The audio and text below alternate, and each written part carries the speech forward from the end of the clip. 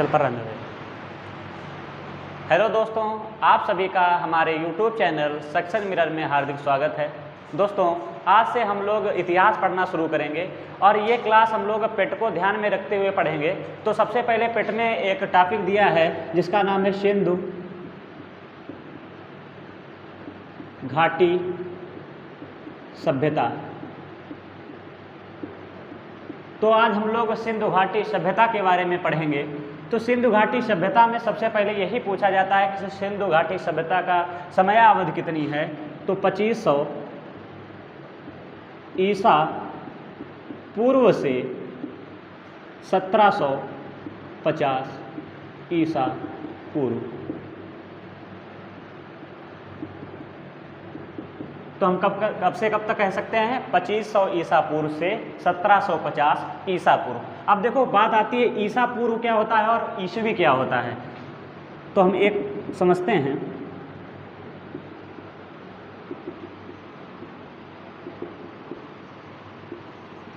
इसी तरीके से हम इधर भी लिख लेंगे। और अभी क्या चल रहा है? 2021। तो हम कह सकते हैं अगर माना कि किसी व्यक्ति का जन्म यहाँ पे हुआ है तो यहाँ पे हम कह सकते हैं यहाँ पे ईसा मसीह का जन्म हुआ था। यहाँ पे क्या हुआ था? ईसा मसीह का जन्म। तो ईसा मसीह के जन्म से पहले जो आएगा तो जैसे माना कि यहाँ पे किसी का जन्म हुआ था तो हम कह सकते हैं जैसे रोहन का यहाँ पे जन्म हुआ है तो हम कह सकते हैं रोहन का जन्म 100 ईसा पूर्व हुआ था। या इसी तरह अगर यहाँ पे हुआ है 100 पे तो हम क्या कहेंगे? रोहन का जन्म 100 ईस्वी में हुआ है। अगर इसके पहले होगा, ईसा मसीह के जन्म से पहले होगा तो हम बताएंगे कि ईसा पूर्व। और इसे अगर ईसा मसीह के जन्म के बाद होगा तो हम कहेंगे ईस्वी। तो आप सब समझ होंगे। अब हम लोग आगे बात करेंगे इसके बारे में कि किस तरीके से इसके बारे में खोज की गई और कौन कौन से साक्ष्य मिले। तो सबसे पहले क्या था कि 1921 ईस्वी तक, कब तक? हाँ, 1921 ईस्वी तक मान्यता थी कि सबसे पहले आर्य लोग आए थे। और आर्य कहाँ से आए थे? मध्य एशिया से आए थे। तो इसको क्या बोला गया था? वैदिक सभ्यता बोल दिया गया था। तो 1921 तक यही मान्यता थी कि सबसे पहले आर्य लोग आए थे और उनके द्वारा वैदिक सभ्यता चलाई गई थी। लेकिन तुम्हें पता है कि 1921 में क्या किया गया था? हाँ, दयाराम साहनी के द्वारा हड़प्पा स्थल की खोज की गई। तब से पता चला कि ये नहीं, आर्य पहले नहीं आए थे, इसके पहले भी कोई सभ्यता थी जिसका नाम हम कह सकते हैं हड़प्पा सभ्यता। तो देखो कहाँ से इसको शुरुआत होती है, कहाँ से सिंधु घाटी सभ्यता के बारे में जाना जाता है। तो क्या हुआ था कि 18वीं शताब्दी में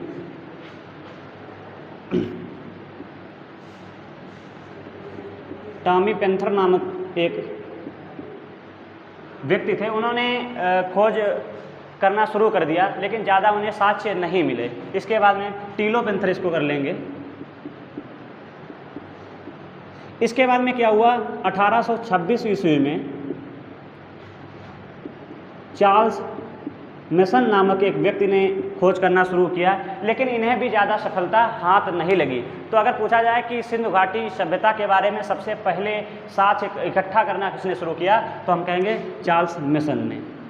इसके बाद में क्या हुआ कि अपने यहाँ भारत में 1848 से 1856 तक वायसराय बनकर आया लॉर्ड डलहौजी।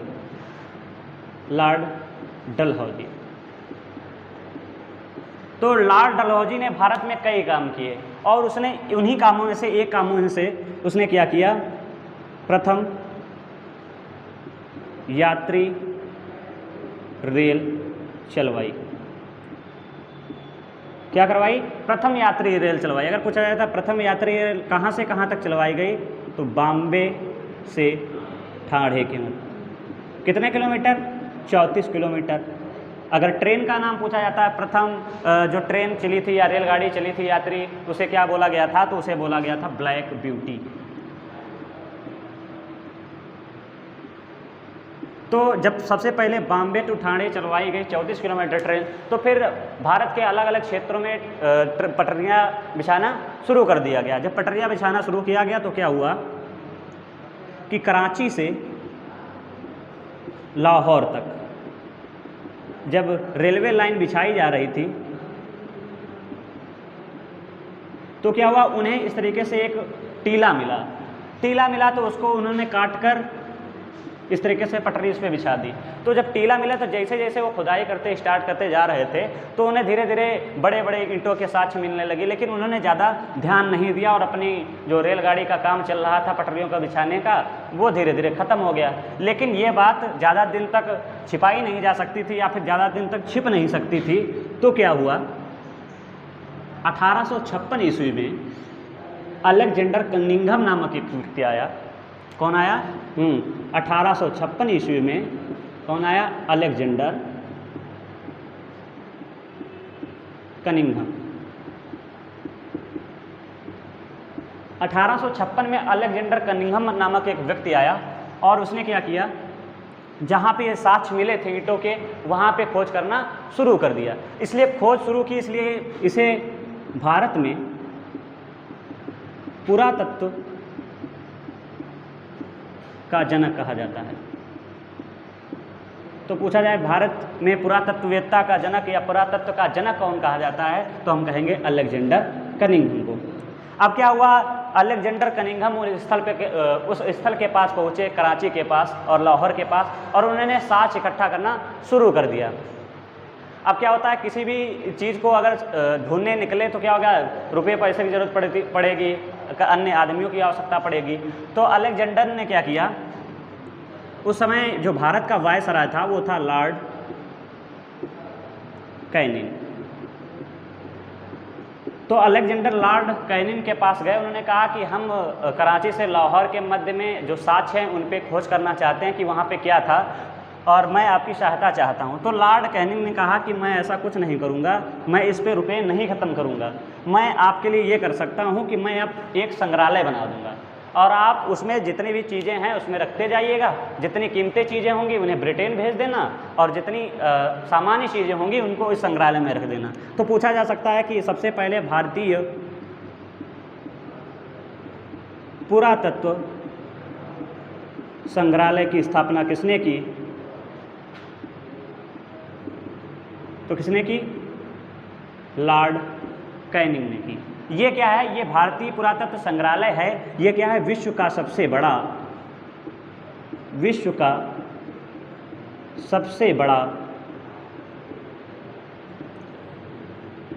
संग्रहालय।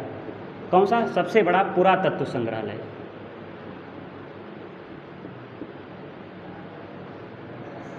क्या हुआ कि उन्होंने कहा कि हम जो है रुपये नहीं ख़त्म करेंगे, लेकिन आपके लिए एक संग्रहालय बनवा देते हैं, और उन्होंने एक संग्रहालय बनवा दिया जिसका नाम रखा गया भारतीय पुरातत्व संग्रहालय, जो विश्व का सबसे बड़ा संग्रहालय है। तो यहाँ तक बात आप सभी को क्लियर हो गई।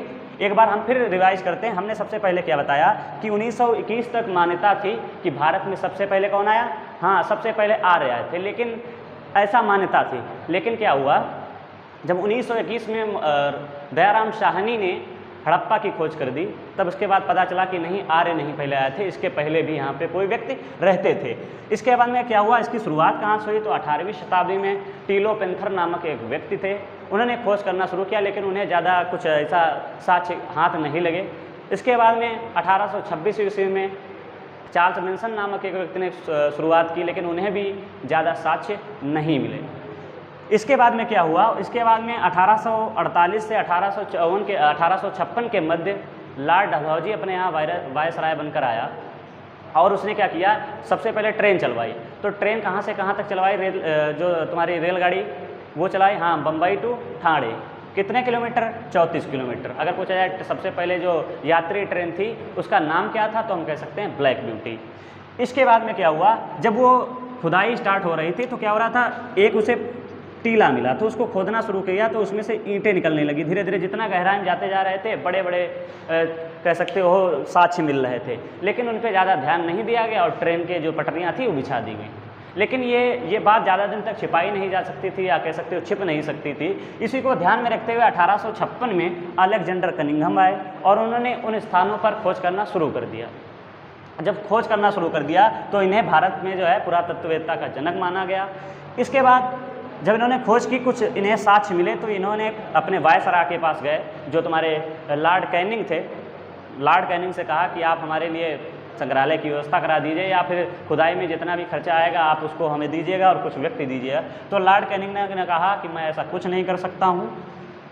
और क्या किया, उन्होंने कहा मैं तुम्हारे लिए बस एक काम कर सकता हूँ कि मैं आपके लिए एक संग्रहालय बनवा दूंगा, जिसमें भी इंपॉर्टेंट चीज़ें होंगी वो आप रखते जाना, अगर बहुकीमती चीज़ें हैं तो आप उसे ब्रिटिश भेज दीजिएगा, और जितनी भी सामान्य चीज़ें हैं वो इन्हें यहाँ रखे रहने देना। इसलिए भारतीय पुरातत्व संग्रहालय की स्थापना किसने की, तो लॉर्ड कैनिंग ने की। यह विश्व का सबसे बड़ा संग्रहालय है। अब हम लोग आगे पढ़ते हैं। अब आगे कहानी क्या हुई। देखो, इतिहास एक ऐसा सब्जेक्ट है जिसे हमें रटना नहीं है, चीज़ों को समझना है कि कैसे भाई दिन ब दिन कैसे जो है हर चीज़ें होती चली गई। अब देखो समझना है। इसके बाद में क्या हुआ, 1899 से 1905 के मध्य लॉर्ड कर्जन भारत में या भारत का वायसराय बनकर आया।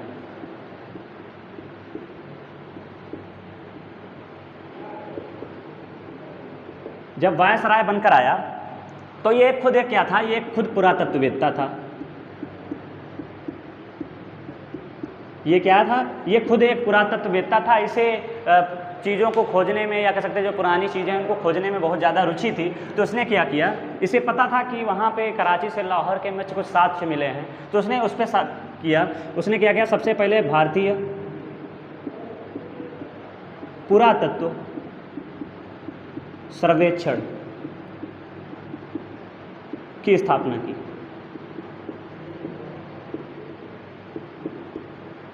देखो, अगर क्वेश्चन आ जाता है कि भारतीय पुरातत्व संग्रहालय की स्थापना किसने की, तो हम बताएंगे लॉर्ड कैनिंग को। और अगर पूछा जाता है भारतीय पुरातत्व सर्वेक्षण की स्थापना किसने की, तो हम कहेंगे लॉर्ड कर्जन की। कब हुई थी, तो 1905 ईस्वी को। अब जब इस सर्वेक्षण की स्थापना की तो किसी को अध्यक्ष बनाया होगा। हाँ, तो अध्यक्ष किसको बनाया, तो अध्यक्ष बनाया जॉन मार्शल को। जॉन मार्शल से कहा कि मैं आपको आदेश देता हूँ या आदेशित करता हूँ कि आप जो स्थल मिले हैं उन पे खोज करिएगा और खोज करके देखिएगा कि उन स्थानों पर क्या था। तो जॉन मार्शल ने अपनी जिम्मेदारी ली और 2 टीमें गठित की।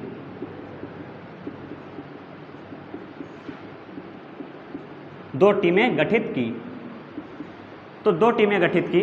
आगे हम ऊपर नोट करते हैं।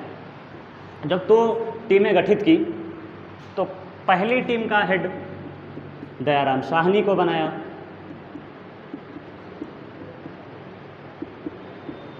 और दूसरी टीम का अध्यक्ष या हेड कह सकते हो राखल दास बनर्जी को बनाया। 1 मिनट इंक डाल लेते हैं। पुनः एक बार फिर जुड़ते हैं। हमने बताया कि 1905 ईस्वी में भारतीय पुरातत्व सर्वेक्षण की स्थापना की किसने की थी, लॉर्ड कर्जन ने, और उसका अध्यक्ष किसको बना दिया, जॉन मार्शल को। और जॉन मार्शल ने 2 टीमें गठित की। पहले का अध्यक्ष दयाराम साहनी को बनाया और दूसरे का अध्यक्ष राखल दास बनर्जी को बनाया। अब क्या हुआ, इन लोगों ने खोज करना शुरू कर दिया। जो स्थल थे वहाँ पे जाना शुरू कर दिया और रोज़ कुछ ना कुछ साक्ष्य ढूंढने लगे। तो क्या हुआ, एक दिन सफलता हाथ लगी और 1921 में दयाराम साहनी, क्या हुआ, 1921 में दयाराम साहनी ने हड़प्पा नामक स्थल की खोज की। तो आखिरकार सफलता हाथ लगी और 1921 में दयाराम साहनी ने हड़प्पा की खोज की। अगले ही वर्ष 1922 ईस्वी में राखल दास बनर्जी ने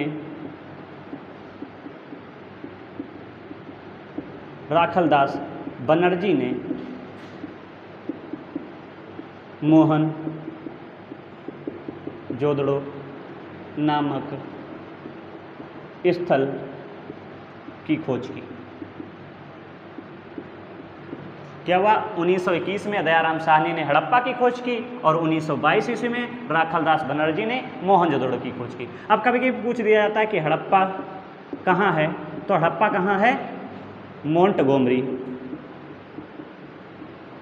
जिला है, कहाँ, पाकिस्तान। और ये किस नदी के किनारे है हड़प्पा? तो ये है रावी नदी के किनारे। और यही अगर हम मोहनजोदड़ो की बात करेंगे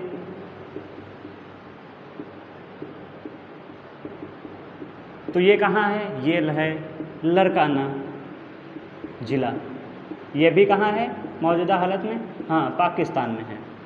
ये किस नदी के किनारे है? तो ये है सिंधु नदी के किनारे। आप सब नोट कर लीजिएगा। अब हम लोग आगे पढ़ेंगे कि कहाँ से कहाँ तक इसका विस्तार है। तो एक मानचित्र के या कह सकते हो भारत के मैप के माध्यम से हम समझेंगे कि कहाँ से कहाँ तक सिंधु घाटी सभ्यता का विस्तार था।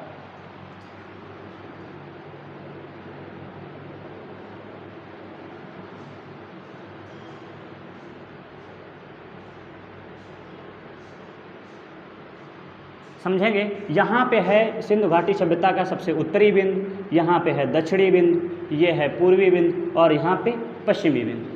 अगर हम इसकी आकृति बनाएं तो कैसा बन रहा है?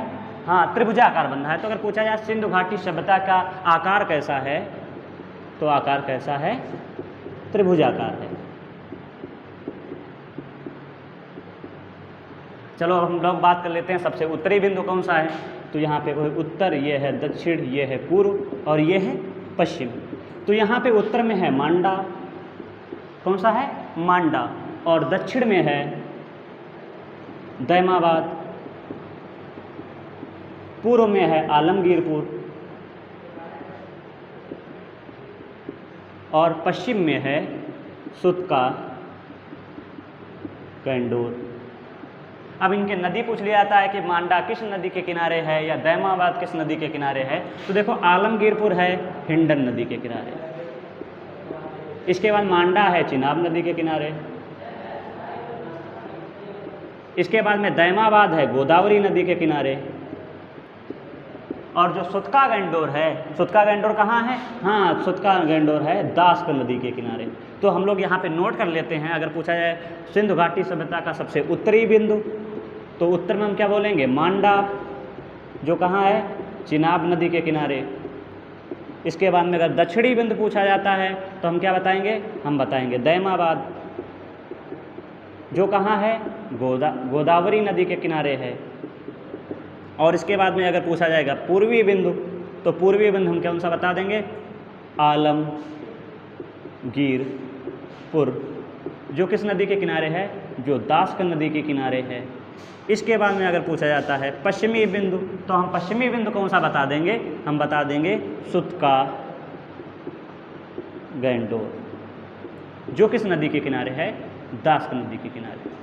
कई बार पूछा गया है कि सिंधु घाटी सभ्यता का पूर्व से पश्चिम की लंबाई कितनी थी या उत्तर से दक्षिण की लंबाई कितनी थी। तो यहाँ से पूर्व से पश्चिम की लंबाई 1600 किलोमीटर है और उत्तर से दक्षिण की लंबाई 1400 किलोमीटर है। तो यहाँ पे इसको भी नोट कर लेंगे कि उत्तर से दक्षिण की लंबाई 1400 किलोमीटर और पूर्व से पश्चिम की लंबाई 1600 किलोमीटर। आप सब नोट कर लीजिएगा।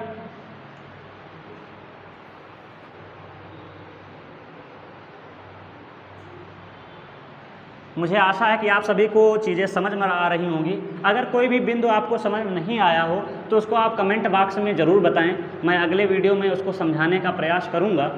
अब हम लोग बात करेंगे कि सिंधु घाटी सभ्यता में कैसी लिपि थी। तो लिपि कैसी थी, इसके अन्य पॉइंट। तो अगर पूछा जाए सिंधु घाटी सभ्यता की लिपि कैसी थी, तो लिपि थी भाव चित्रात्मक। कैसी थी? भाव चित्रात्मक। और किस तरीके से लिखी जाती थी? तो पहले दाएं से बाएं और फिर बाएं से दाएं। तो कैसे कह सकते हो? दायां ये होता है तो इधर से पहले इधर की ओर लिखी जाती थी, फिर इधर से इधर की ओर लिखी जाती है। अब हम लोग बात करेंगे, पूछा जाता है सिंधु घाटी सभ्यता की प्रशासनिक राजधानी कौन सी थी। तो प्रशासनिक राजधानी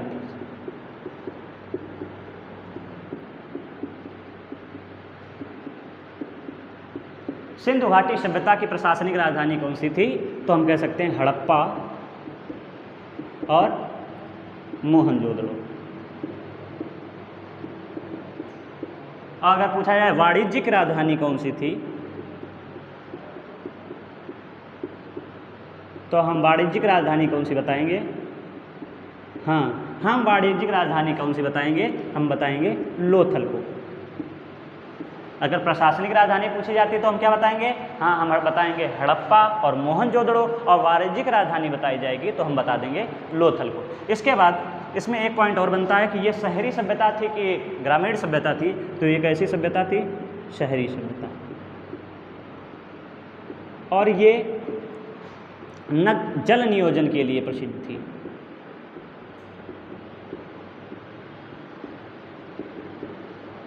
मतलब हम कह सकते हैं कि इसमें जो जल निकास की व्यवस्था थी वो बहुत ही अच्छी थी, तो कैसे जल नियोजन के लिए प्रसिद्ध। आप सब नोट कर लीजिएगा।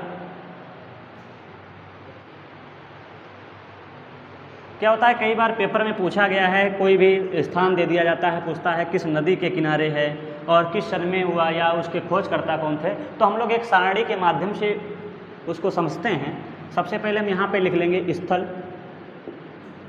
यहाँ पे लिख लेंगे सन या वर्ष, और यहाँ पे लिख लेंगे हम लोग नदी, और यहाँ पे लिख लेंगे खोजकर्ता।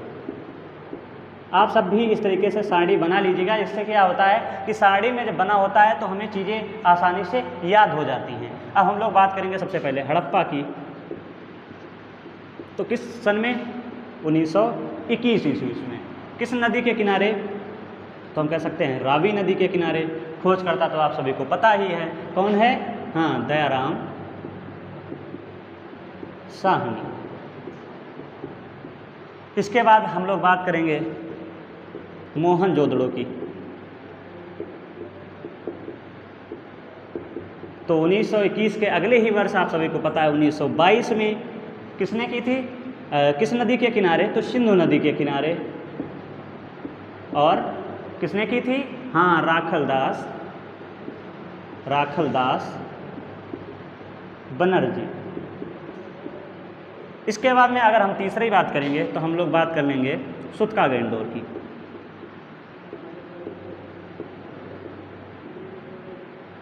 तो ये कब हुई थी? ये ही हुई थी 1927 ईस्वी में। किस सन में हुई थी? 1927 ईस्वी में। किस नदी के किनारे? तो हम कह सकते हैं दास्क नदी के किनारे। किसने खोज की थी? तो R.L. स्टाइन। अगली हम लोग बात करेंगे तो अगली हम लोग कह लेंगे अगला चौहूदड़ो।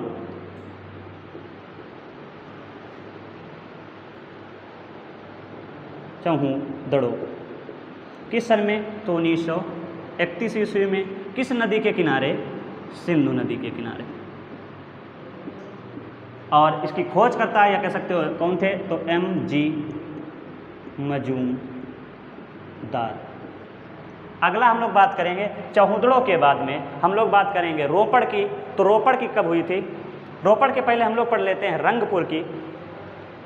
रंगपुर ये भी बहुत इम्पॉर्टेंट है। तो 1931 ईस्वी में। रंगपुर कब कह सकते हैं? 1931 ईस्वी में। और नदी का नाम है मादर, और नदी का नाम क्या कह सकते हैं? मादर। और इसके बाद में जो तुम्हारे इसके खोज करता है वो M.X. वैक्स। अब हम लोग इसको साफ कर लेंगे, आप सब नोट कर लीजिएगा इसको। आशा है आप सबने नोट कर लिया होगा।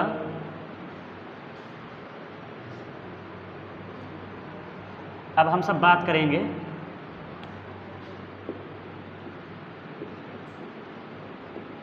कालीबंगा।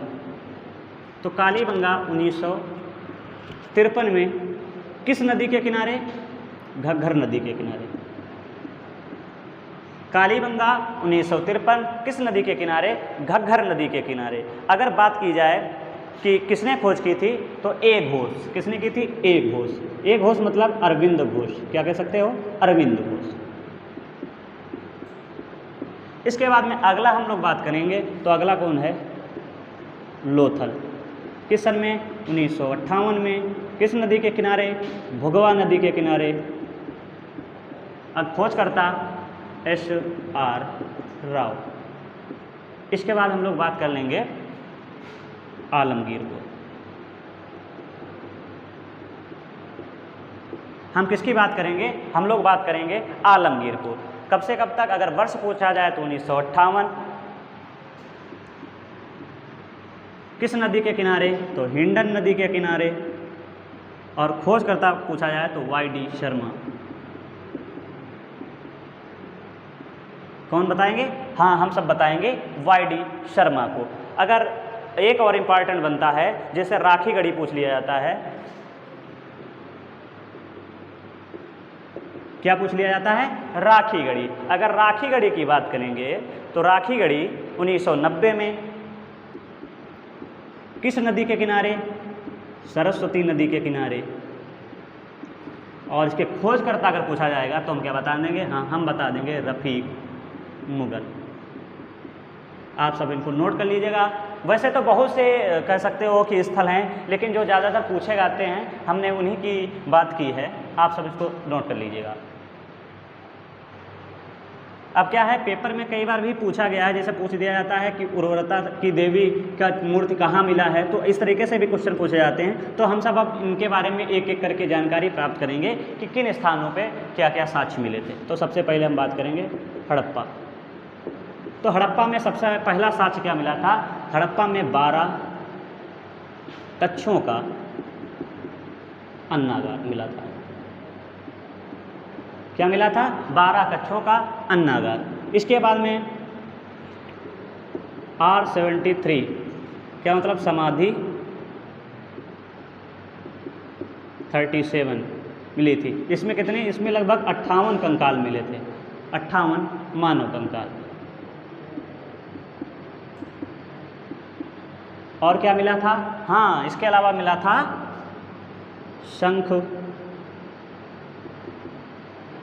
का बना बैल। और क्या मिला था? बटन के आकार की मोहरें। और एक इम्पॉर्टेंट और है जो ज़्यादातर पेपर में पूछा जाता है कि उर्वरता की देवी की मूर्ति। तो क्या कह सकते हैं? उर्वरकता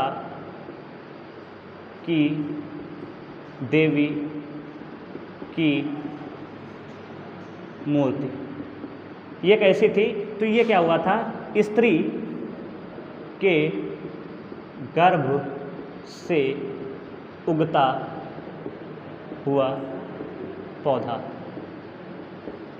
तो हड़प्पा को एक बार हम पढ़ते हैं। पूछा जाए हड़प्पा की खोज किसने की थी, तो हम कह देंगे कि हड़प्पा की खोज दयाराम साहनी ने की थी। किस नदी के किनारे है? तो रावी नदी के किनारे है। किस सन में? तो 1921 में। इसमें क्या क्या साक्ष्य मिले? 12 कच्छों का अन्नागार मिला, R37 कह सकते हैं, या समाधि 37 जिसमें 58 का मानव कंकाल मिले। इसके बाद में शंख का बना बैल मिला, बटन के आकार की मोहरें मिली, और उर्वरकता की देवी की मूर्ति मिली, जो किसी थी? स्त्री के गर्भ से उगता हुआ पौधा था। चलो इसको नोट कर लीजिएगा आप सब।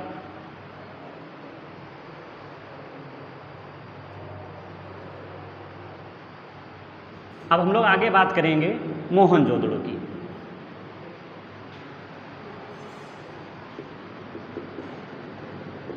मोहनजोदड़ो, देखो मोहनजोदड़ो का ही अर्थ ही होता है मृतकों का टीला।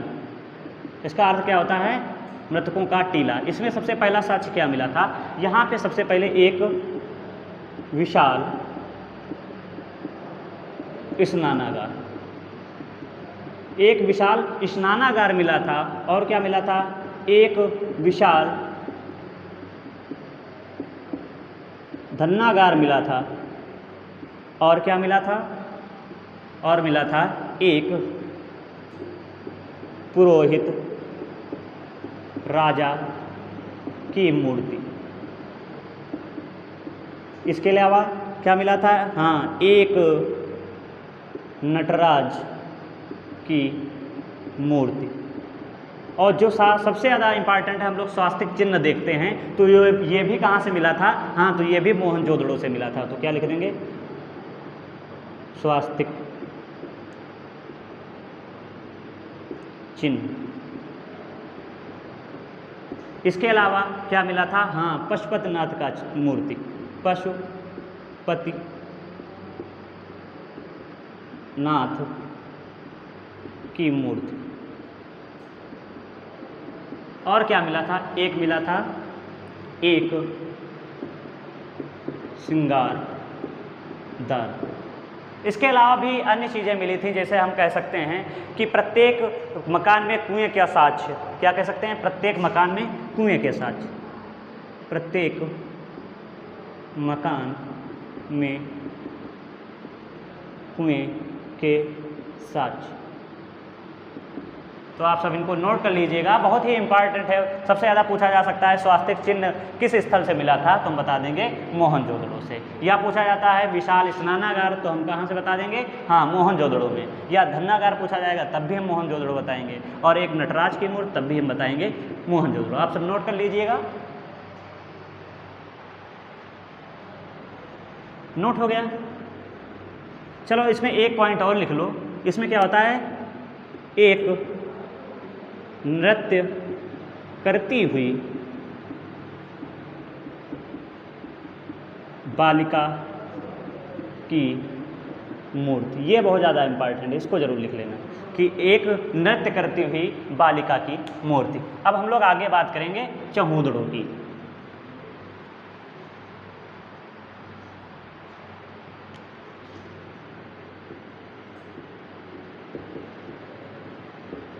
चहूदड़ो, तो देखो इसमें सबसे पहले क्या पाया गया था? इसको हम कह सकते हैं कि यह एकमात्र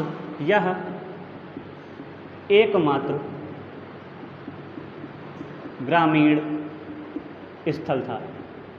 ये कैसा है? ये एकमात्र ग्रामीण स्थल है। आप सभी ने पढ़ा है कि हमारी सिंधु घाटी सभ्यता कैसी है? शहरी सभ्यता है। लेकिन ये चहूदड़ो है, यहाँ पे कैसा कल्चर पाया गया? बिल्कुल ग्रामीण क्षेत्र जैसा पाया गया। और हम क्या कह सकते हैं?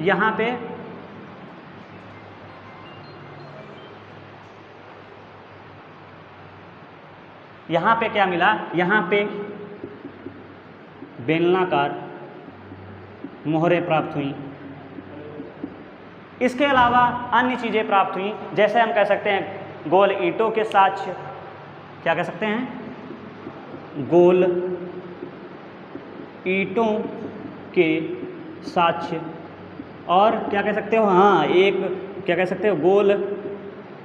या कह सकते हो कच्ची ईंटों के साक्ष्य। कच्ची ईंटों के साक्ष्य। और क्या मिला था? हाँ, सही कहा, एक क्या मिला था? एक हाथी दांत का साक्ष्य। और यह भी कई बार पेपर में पूछा गया है कि बिल्ली का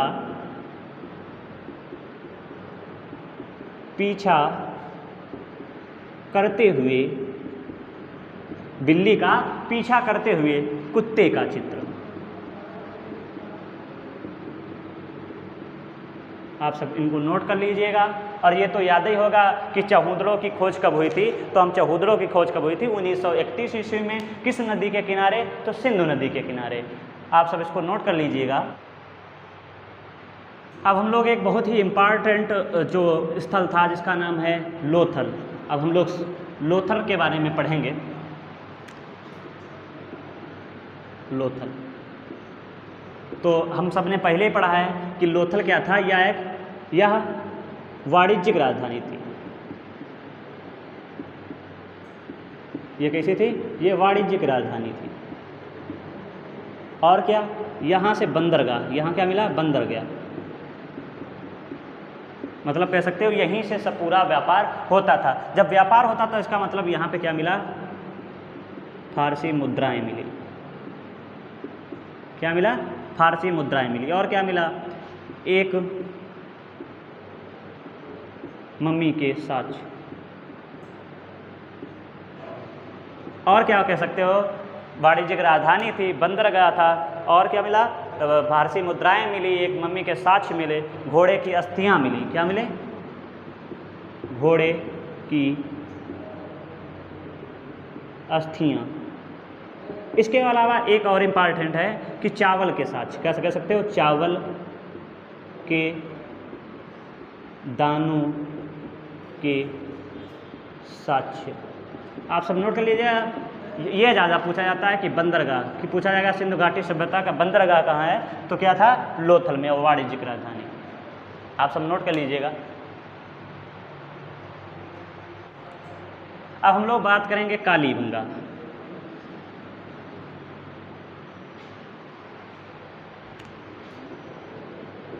कालीबंगा, तो इसमें काली समझ रहे हो, तो काली मतलब क्या हो गया, काली चूड़ियों के साक्ष्य। क्या मिला था, काली चूड़ियों के साक्ष्य मिले थे, हल्के साक्ष्य। इसके अलावा जुते हुए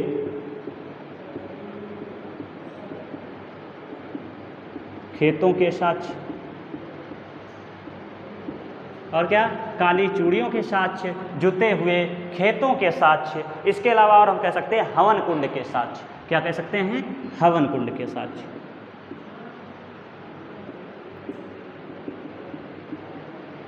यहीं पे हम सब एक बार उसके धौलावीरा की बात कर लेते हैं। छोटा सा है धौलावीरा।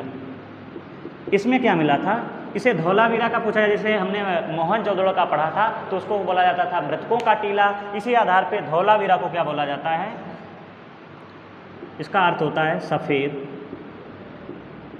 धुआं। क्या बोला जाता है, सफ़ेद धुआं, इसका अर्थ होता है, यह शाब्दिक अर्थ होता है। यहाँ पे क्या मिला था, तो यहाँ पे खेल के मैदान के साक्ष्य,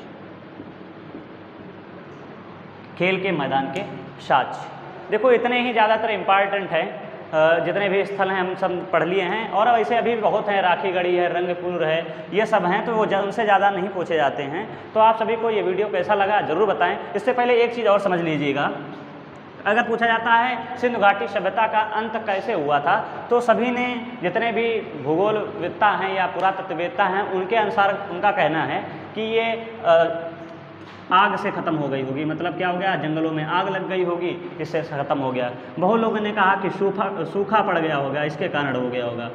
लेकिन जो मूल कारण माना गया है, ज़्यादातर जो जिसकी प्राथमिकता दी गई है, वो क्या माना गया है, बाढ़। बताया गया कि बाढ़ आई होगी, जिसके कारण इस सभ्यता का अंत हो गया। तो आप सभी को ये वीडियो कैसा लगा कमेंट करके ज़रूर बताएं। और अगर आपको कोई भी पॉइंट समझ में नहीं आया है, तो उसको कमेंट करके ज़रूर बताएं। और वीडियो को लाइक करें, और अगर अभी तक हमारे चैनल को सब्सक्राइब नहीं किया है, चैनल को सब्सक्राइब ज़रूर करें। धन्यवाद।